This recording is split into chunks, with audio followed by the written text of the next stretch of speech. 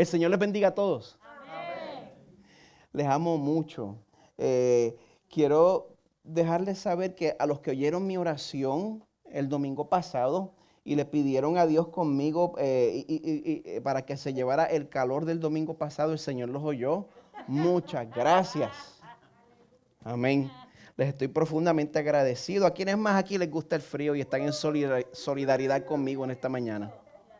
Amén. El resto de ustedes no me importan. Tienen otros 11 meses.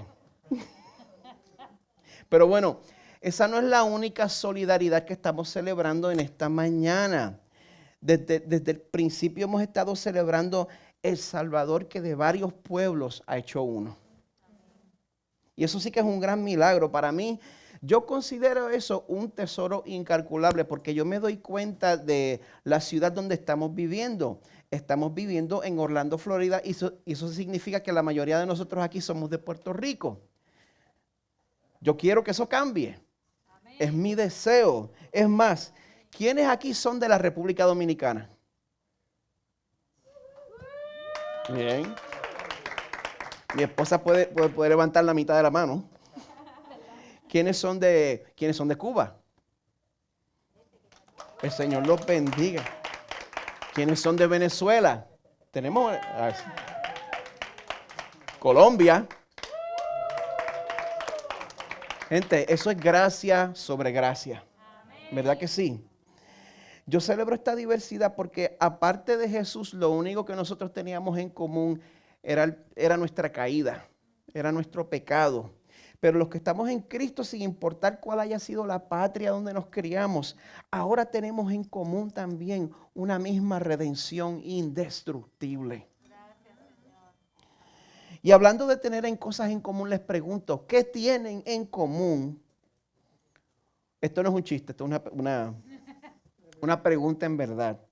¿Qué tienen en común una mujer con una condición crónica, un hombre con una hija enferma de gravedad, los vecinos de Jesús con nosotros aquí en esta mañana? Bueno, esa es la pregunta que nos vamos a hacer.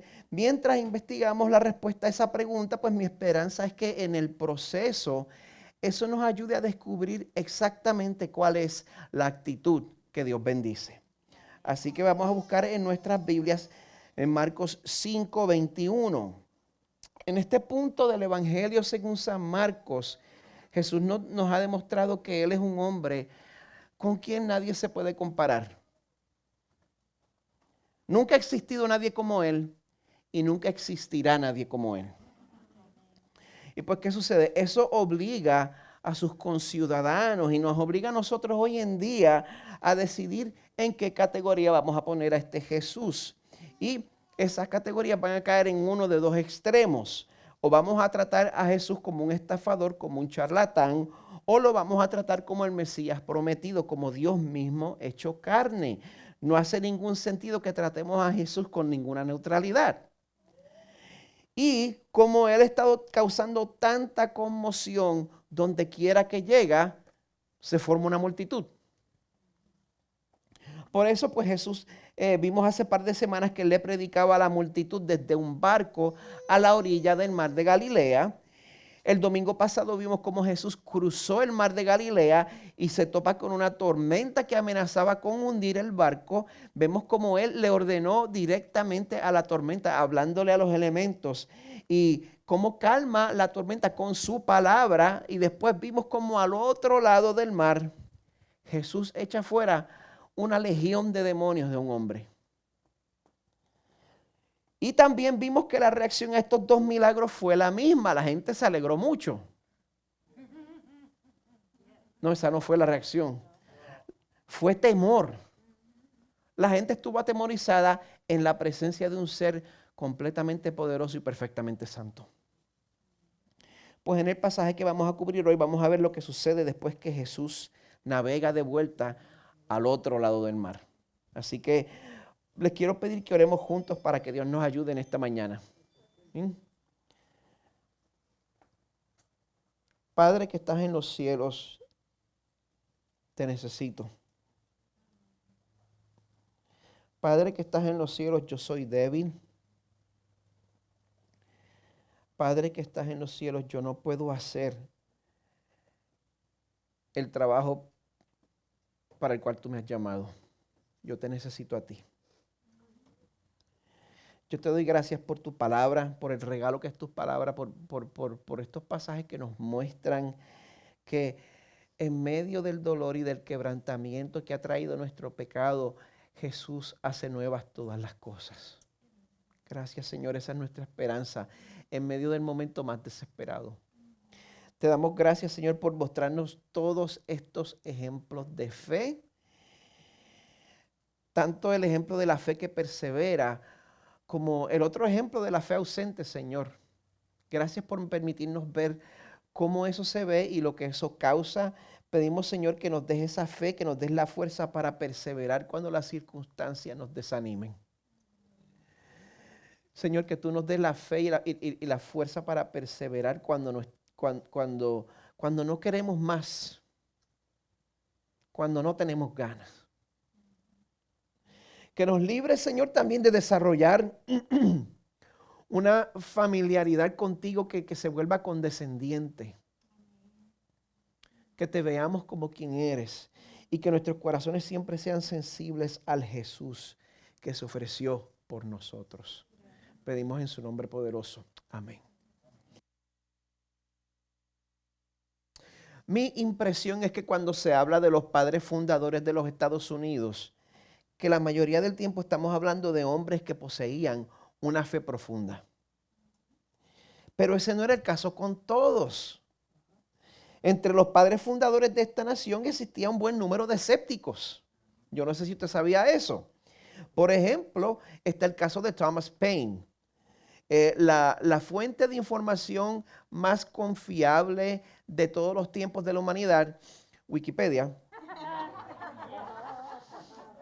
nos dice que él fue un político, un escritor, un filósofo, un intelectual radical y revolucionario de origen inglés. Se le conoce por ser promotor del liberalismo, de la democracia y de la izquierda política, y estamos hablando del siglo XVIII. Él fue también autor de varios libros, entre ellos uno muy conocido titulado La Edad de la Razón. En ese libro Paine argumenta en contra de la religión organizada, argumenta en contra de las doctrinas cristianas y él promueve el llamado libre pensamiento. Les quiero compartir una de las citas más notorias de este libro. Dice así: no creo en el credo que profesa la religión judía, la iglesia católica, la iglesia griega, la turca o la protestante, ni en el de ninguna que conozca. Mi propia mente es mi iglesia. Y antes que usted se me escandalice mucho por las palabras que este hombre se atrevió a escribir, yo les propongo que este hombre sencillamente puso en palabras lo que nosotros frecuentemente demostramos con nuestras acciones. No importa que nos hayamos criado en la fe. No importa que hayamos recibido un catecismo, que nos hayamos bautizado, que nos hayamos confirmado o que usted haya pasado al frente durante un llamamiento lleno de emoción y un piano tocando. Hay ciertas cosas a las cuales nosotros les tenemos miedo. Y si esas cosas terminan sucediéndonos, muchas veces terminamos reaccionando de una manera que le muestra al mundo una desconexión profunda entre la fe que nosotros profesamos tener y lo que realmente creemos en nuestros corazones. En el momento de la verdad sale lo que verdaderamente está dentro de nosotros. Yo puedo compartir muchos ejemplos donde yo he visto cristianos que les ha tocado pasar por una variedad de dificultades graves, enfermedades, peligros de muerte, traiciones, adulterios y otras dificultades no tan graves, desilusiones, competencia dentro del campo de trabajo, calumnias, cosas así. Y he visto en ellos y a veces he visto en mí mismo, gente, que lo que sale espontáneamente del corazón no es alabanza ni confianza, que no es oración ni adoración. Lo que sale espontáneamente termina siendo el mismo pánico, la misma manipulación y la misma desesperación de un ateo sin escrúpulos a la tan popular hora de los mameyes. Y esto sucede porque es en el momento de la crisis que nuestra verdadera fe sale a la luz, que nuestro verdadero Dios con D minúscula sale a la luz. ¿Le ha pasado alguna vez?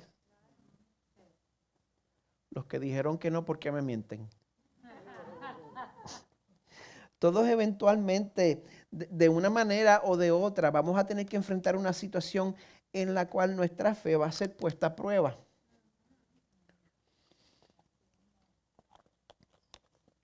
El pasaje de hoy nos muestra 3 de esas situaciones y cuando usted vea las distintas reacciones, yo le voy a pedir que en vez de usar la Biblia como una manguera para echarle agua a los demás, que use la Biblia como un espejo. Y que la palabra de Dios lo ayude a responder la pregunta que ella nos va a hacer hoy. Esa pregunta es, ¿la fe que confiesa tu boca ha llegado a tu corazón? No es lo que está aquí. ¿Qué es lo que sale en el momento de la verdad? Es importante que usted sepa la respuesta porque esté usted listo o no, el momento difícil va a dejar ver la respuesta con claridad. El pasaje de hoy nos va a enseñar a distinguir entre una fe verdadera y una fe falsa. Y comenzando en Marcos 5:21, vamos a considerar el primer relato que nos va a dar el ejemplo de un hombre con fe. Así que bueno, vamos a conocer a este hombre en el verso 21. Jesús acaba de volver de su viaje al otro lado del mar de Galilea y dice que cuando Jesús pasó otra vez en la barca al otro lado, perdón. Yo espero que en ese viajecito de vuelta que le haya podido dormir. Porque dice aquí que en el momento en que llega, se reunió una gran multitud alrededor de él. Así que él se quedó junto al mar. No le dan tregua. Y mientras Jesús está con esta nueva multitud que se formó, vino, dice el verso 22, vino uno de los oficiales de la sinagoga llamado Jairo, y al ver a Jesús se postró a sus pies y le rogaba con insistencia: mi hijita está al borde de la muerte, te ruego que vengas y pongas las manos sobre ella para que sane y viva. Vamos a pausar un momentito para considerar quién era este Jairo. Jairo no era un sacerdote, Jairo no era un fariseo. Dice aquí que era uno de los oficiales de la sinagoga. Probablemente estamos hablando de una posición similar a la de un diácono en la iglesia, una persona que puede ser de influencia, pero no importa que no fuera sacerdote. Lo que ya sabemos es que en este punto el establecimiento religioso ya había declarado a Jesús como persona non grata. De hecho, habían llegado a la conclusión irracional de que Jesús estaba operando sus milagros a través del poder de los demonios. O sea que dentro del establecimiento no había ninguna neutralidad en cuanto a Jesús, estaban en contra de él. En ese medio, sin embargo, a pesar de lo que decían en la sinagoga y a pesar del riesgo que él corría al tomar esta decisión, Jairo sale al encuentro de Jesús. Al frente de la multitud que estaba con él. O sea que esto no es en privado como lo hizo Nicodemo a mitad de la noche. Esto fue de día, al frente de todos. Allí se postra ante Jesús. Reconoce que Jesús tenía poder sobre la enfermedad y la muerte y le pide que sane a su hija. Pues vemos que cuando Jesús nota la fe que Jairo muestra, instantáneamente el verso 24 nos dice que Jesús fue con él y una gran multitud lo seguía y oprimía. Ahora, en medio de esta caminata incómoda a la casa de Jairo con toda esta multitud, continuando en el verso 25, de momento se nos presenta un personaje nuevo. Dice que había una mujer que padecía de flujo de sangre por 12 años.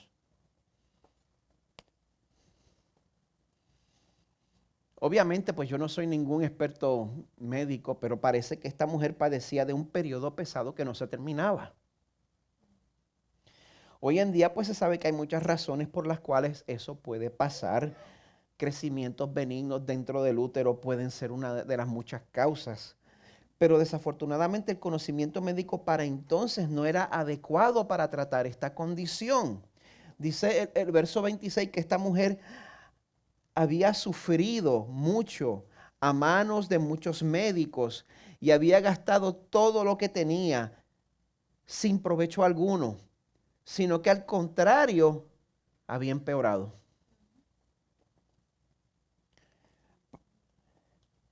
El tratamiento que esta mujer recibió, de hecho, terminó siendo traumático para ella. Y el resultado final fue que la condición se agudizó y esta mujer quedó en la pobreza. Eso sí que desanima. Eso sí que entristece. Sin embargo, el verso 27 y 28 nos dice que cuando ella oyó hablar de Jesús, se llegó a él por detrás de entre la multitud y tocó su manto, porque decía, si tan solo toco sus ropas, sanaré. Bueno, antes de seguir, lo primero que yo tengo que hacer es corregir mi primer punto de esta mañana, porque después de todo, este primer punto se lo vamos a dedicar más bien a una mujer con fe, si me lo permiten. Eh, y sí, lo que hizo Jairo al humillarse y buscar a Jesús fue admirable, absolutamente.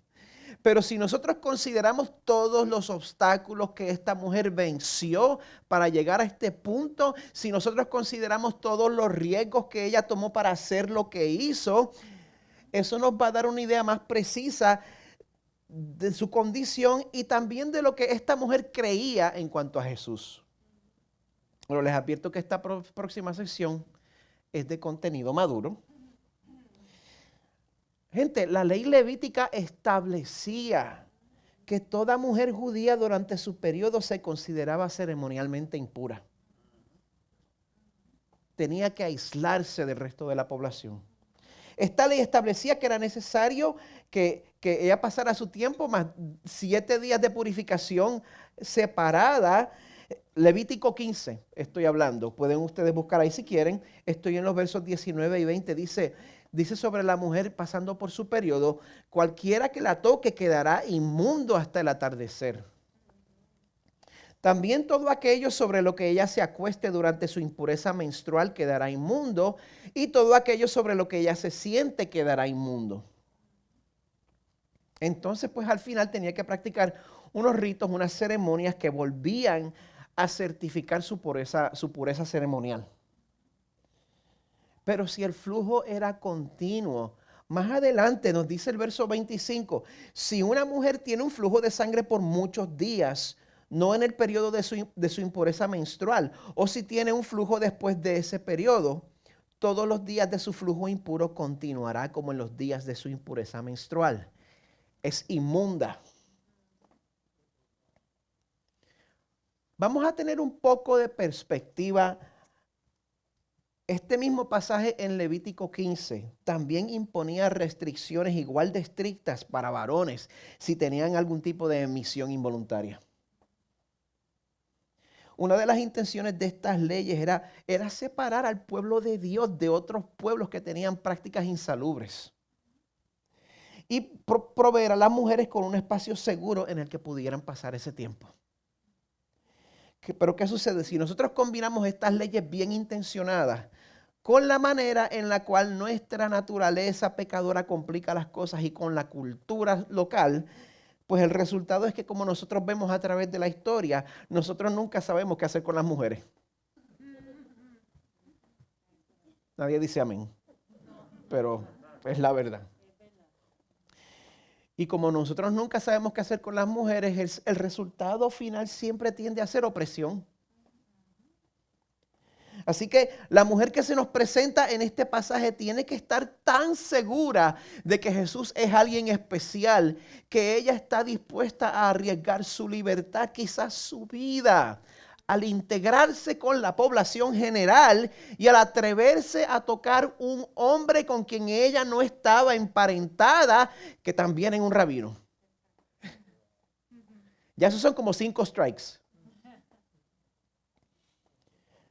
Pero como vemos en el verso 29, ese riesgo valió la pena, porque al instante la fuente de su sangre se secó y sintió en su cuerpo que estaba curada de su aflicción. Esta mujer, después de sufrir por 12 años y haberlo perdido todo, tiene un encuentro con Jesús y al momento, sin tener que hacer más ceremonias, sin tener que llenar más requisitos, queda completamente sana. Gente, el sufrimiento, la enfermedad y la muerte entraron al mundo a través de nuestro pecado, pero como nos dice en 1 de Juan 3:8, el Hijo de Dios se manifestó con este propósito para destruir las obras del diablo.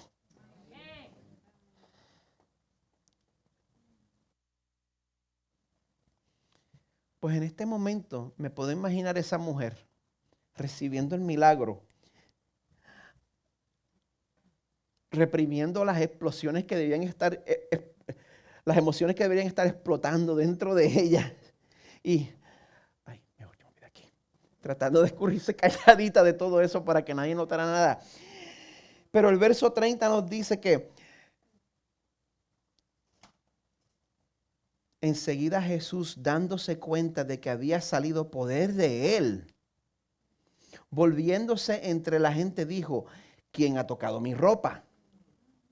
Sigamos con el 31 y 32. Y sus discípulos le dijeron: ves que la multitud te oprime y preguntas quién me ha tocado. Pero él miraba a su alrededor para ver a la mujer que lo había tocado. ¿Usted sabe por qué Jesús insiste en reaccionar de esta manera?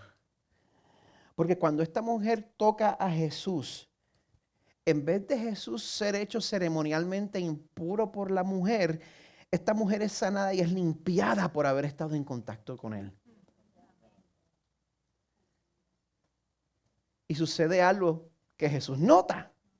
Gente, Jesús es único. Nunca ha existido nadie como él y nunca existirá nadie como él. Con todos nosotros lo malo se pega. Pero cuando llegamos a donde él nos limpia. Pues Jesús no quiere que después de tener un encuentro con él de tanto impacto, que esta mujer pueda escaparse sin darse cuenta de lo que realmente había pasado. Que no se fuera con un concepto supersticioso de lo que había pasado. Nuestra fe siempre es imperfecta. Pero el verso 33 dice que entonces la mujer, temerosa y temblando, se puede entender, dándose cuenta de lo que le había sucedido, vino y se postró delante de él y le dijo toda la verdad. La fe nos lleva a ser valientes, pero la fe también nos lleva a perseverar cuando nos estamos muriendo del miedo. Pero la intención de Jesús no era regañarla, no era darle una reprimenda por haber sido así de atrevida. Jesús quiere que ella salga de allí sabiendo cuál es su estatus. Jesús quiere que ella no salga de ahí creyendo que Jesús vestía ropas con poderes mágicos. Por eso Él le aclara y le dice en el verso 34, hija, tu fe te ha sanado. Lo que hizo la diferencia fue la fe que ella tenía. Tu fe te ha sanado, le dijo Jesús. Vete en paz y queda sana de tu aflicción. Simplemente pues el resultado de esta fe es que Jesús se agradó de ella y ella pudo experimentar una sanidad completa en el momento. Ahora, si usted recuerda lo que hemos leído, todo esto está pasando mientras Jairo está esperando y está tratando de que Jesús pues llegue a su casa antes que se muera su hija. Así que ahora sí podemos empezar a hablar sobre un hombre con fe. Puedo imaginarme que la mente de Jairo estaría como la mente de mis hijos cuando tienen prisa por llegar a la casa después que se acaba el servicio y nosotros estamos hablando y no nos callamos. Se imagina, pero ¿en serio? Jesús no se acuerda de lo que yo le pedí, mi hija se está muriendo, está grave. Pues en ese momento en que Jesús hablaba, el verso 35 nos dice que vinieron unos enviados de la casa del oficial de la sinagoga diciendo: tu hija ha muerto. ¿Para qué molestas aún al maestro? Gente, amada iglesia, desanimar a la gente no es un don espiritual. No es necesario que lo cultive. Abandónelo. Que algunos insisten. Eso no es un don espiritual. Sin embargo, el verso 36 nos dice: Jesús, oyendo lo que se hablaba, dijo al oficial, a Jairo: no temas, cree solamente. Empezaste bien. Sigue en ese camino. Cree solamente. Pues en ese momento pues procede a filtrar el número de personas que estaban acompañándolo. Verso 37. No permitió que nadie fuera con él, sino solo Pedro, Jacobo y Juan, hermano de Jacobo. Fueron a la casa del oficial de la sinagoga y Jesús vio el alboroto, a los que lloraban y se lamentaban mucho. Las personas pudientes, por costumbre, cuando alguien moría en su familia, pues contrataban plañideras. Ese es el nombre, bueno, así es como se le llama a las lloronas profesionales. Básicamente gente a quien se le pagaba por llorar. Yo quiero plañideras en mi funeral. Y música de órgano, con cortinas vino, así. Bueno, la gente, mientras más dinero tenía, más plañideras contrataban y más grande era el espectáculo. Y a esto llega Jesús. Podemos asumir que aquí habían plañideras porque en el verso 39 Jesús les dice: ¿por qué hacen alboroto y lloran? La niña no ha muerto, sino que está dormida. Enseguida, y se burlaban de él. O sea que esta transición tan rápida de llorar a burlarse sugiere que pues todo este show era el trabajo de plañidera. Por eso en el verso 40 Jesús las bota todas de la casa y dice: tomó consigo al padre y a la madre de la niña y a los que estaban con él y entró donde estaba la niña. Tomando a la niña por la mano le dijo: Talita cum, que traducido significa: niña, a ti te digo, levántate. Los que nos hemos criado en la iglesia, pues oímos ese: niña, a ti te digo, levántate. Y estamos oyendo esa voz de Jesús con reverberación y mucho bajo. Pero esta traducción tan formal, por eso puede que no nos demos cuenta de que Jesús está usando un nombre cariñoso con esta niña. Y que de la misma manera que nosotros lo usaríamos para despertar a una bebé después de una siesta, eso es lo que Jesús está haciendo. Le está diciendo: levántate, bebé. Levántate, mi amor. Depende del país que usted sea. Levántate, mamita. Levántate, Mimi. ¿Por qué Jesús hace esto? Porque para nosotros la muerte es definitiva. Pero para Jesús resucitar a alguien de los muertos es tan simple como levantarlo de una siesta. Ciertamente para él ella estaba durmiendo. Él no mentía. El verso 42 nos dice que al instante la niña se levantó y comenzó a caminar, pues tenía 12 años. Y al momento todos se quedaron completamente atónitos. O sea, tenía la edad de mi hija menor. Y una vez más, pues Jesús toma control de cómo la fama de él se estaba regando. Y en el verso 43 dice que les dio órdenes estrictas de que nadie se enterara de esto. Dijo que le dieran de comer a la niña.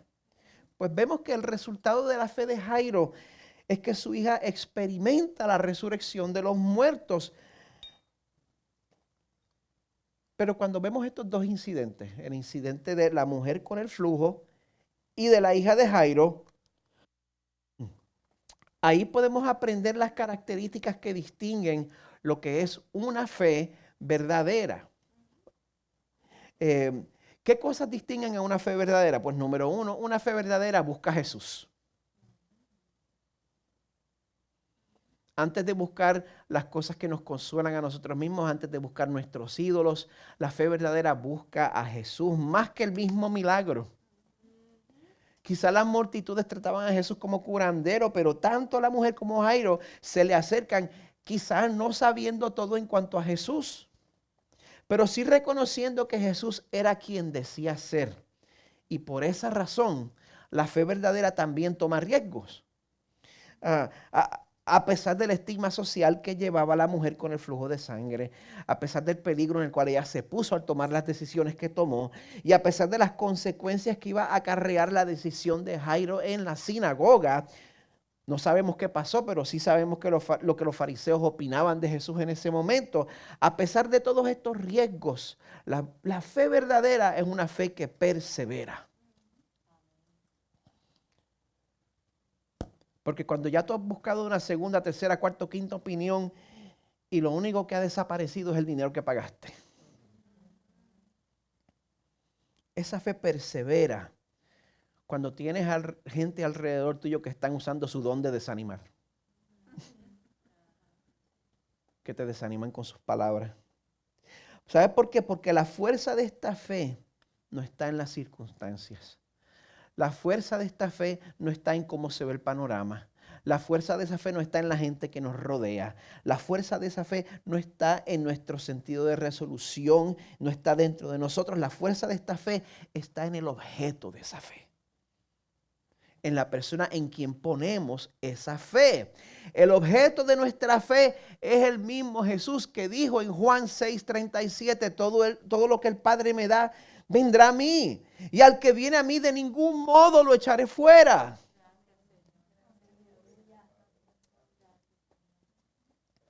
Así que cuando la situación esté desesperada y no tengas ningún ánimo y de verdad tengas ganas ya de quitarte de todo, ven a Jesús con el corazón completamente vacío. Trayendo, aunque sea tu mala actitud, ven a Jesús, ríndete a Él. Pues es en contraste con estos dos casos que ahora vamos a considerar el tercer caso. El caso de un pueblo sin fe. Comenzando ya en el capítulo 6 de Marcos, dice el verso 1 que Jesús se marchó de allí y llegó a su pueblo y sus discípulos lo siguieron. De ahí sale a su pueblo natal de Nazaret. Estoy seguro que los rumores de su fama ya habían llegado allá. Y vamos a ver cómo le fue a Jesús cuando estuvo de vuelta entre sus compueblanos. Dice el verso 2, cuando llegó el día de reposo comenzó a enseñar en la sinagoga. Pues yo estoy seguro que el contenido de la enseñanza es la misma enseñanza que Jesús ha estado dando donde quiera que va. Está diciendo que todas las escrituras, que el Torah, que todas las profecías mesiánicas encontraban su cumplimiento en Él. Eso es lo que Él está compartiendo. Eso era lo que Jesús proclamaba donde quiera que iba. Posiblemente es lo que Jesús está proclamando aquí. Pues vemos la reacción inicial de los residentes de Nazaret al continuar el verso 2 que nos dice: muchos que escuchaban se asombraban, diciendo, ¿dónde obtuvo tales cosas y cuál es esta sabiduría que le ha sido dada? Y estos milagros que hace con sus manos. Percibían todo, veían lo que él hacía, oían lo que decía. Y se daban cuenta de que lo que él estaba trayendo, que el mensaje y las cosas que estaban haciendo, no estamos hablando de cualquier persona. Y esta reacción es de entenderse. Es la misma que todos hubiéramos tenido. El problema no fue con estas preguntas que se hicieron. El problema fue con la manera despectiva en la cual respondieron a estas preguntas. Verso 3. ¿No es este el carpintero?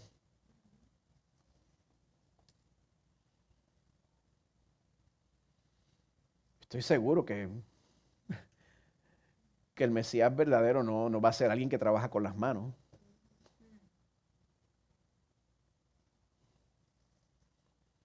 Este no es ni profesional. No es este el hijo de María. Lo llaman hijo de María, quizás porque José ya había muerto para entonces. O también quizás porque estaban refiriéndose al escándalo de su nacimiento. De cómo María había quedado embarazada antes del matrimonio, sugiriendo que Jesús no era más que un hijo ilegítimo. ¿No es este el carpintero, el bastardo de María?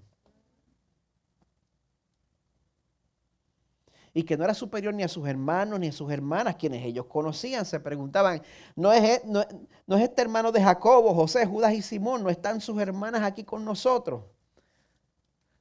Y se escandalizaban a causa de él.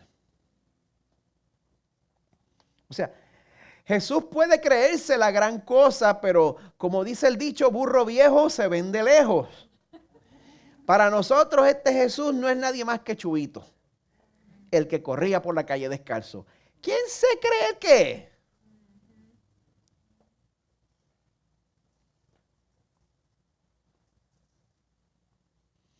Verso 4, Jesús les dijo, no hay profeta sin honra, sino en su propia tierra, y entre sus parientes y en su casa. Ese es el tipo de familiaridad condescendiente que tiene consecuencias fatales.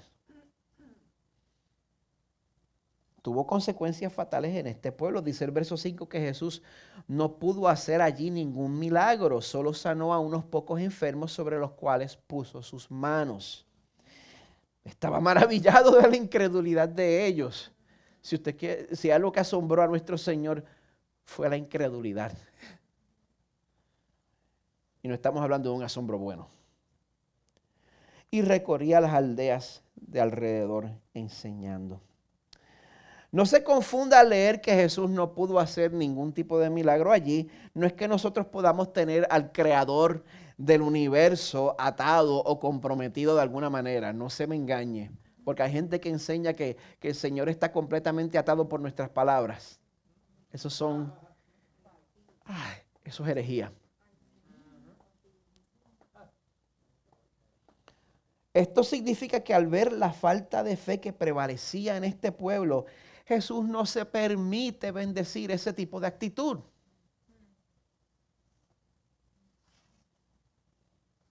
¿Usted sabe por qué? Porque la actitud que Dios bendice es la fe. La fe es la actitud que Dios bendice. Acérquese a Él. No estamos hablando de una fe de caridad, no estamos hablando de una fe que lo sabe todo.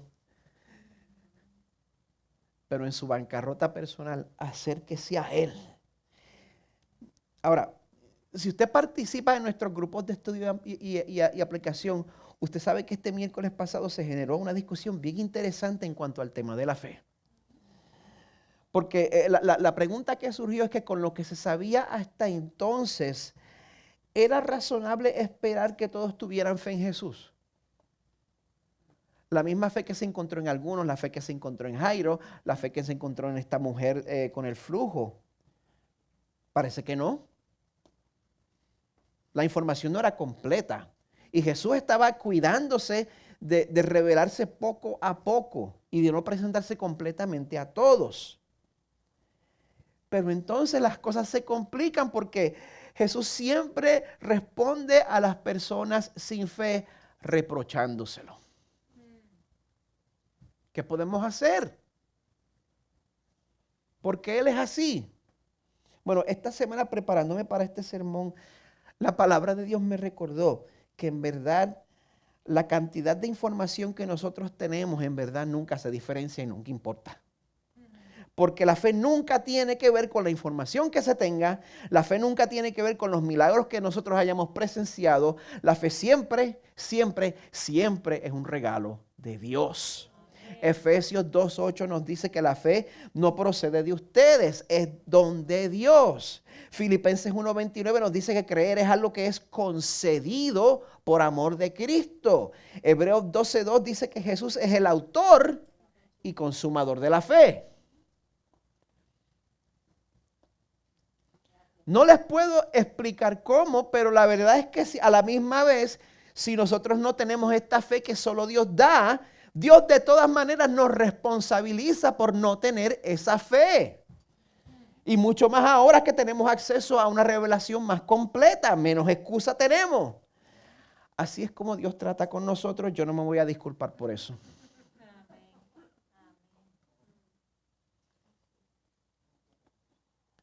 El Jesús que hoy está sentado a la mano derecha del Padre, pues sigue causando el mismo escándalo que causó el Jesús de este pasaje con sus compueblanos.